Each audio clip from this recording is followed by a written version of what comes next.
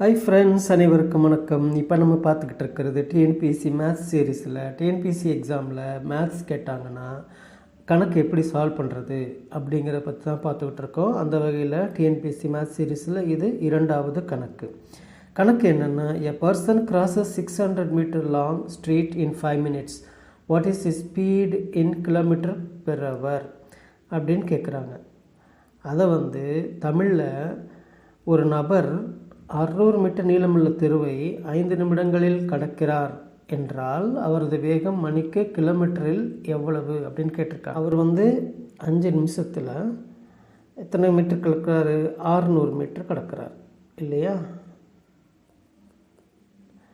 அப்போது ஒரு நிமிஷத்தில் அவர் எவ்வளோ கடக்கிறாரு? 600 டிவைடட் பை 5 எவ்வளவு? ஒரு நிமிஷத்தில் அவர் கடக்கிறது 120 மீட்ரு. ஸோ 5 நிமிஷத்தில் அவர் கடக்கிறது 600 மீட்ரு, ஒரு நிமிஷத்தில் கடக்கிறது 120 மீட்ரு. ஒரு நிமிஷத்தில் அவர் 120 மீட்ரு கடக்கிறாருன்னா அப்போது 60 நிமிஷத்தில், அதாவது ஒரு மணி நேரத்தில் அவர் எவ்வளோ கடப்பார்? 120 × 60 எவ்வளோ? 7200 மீட்டர்.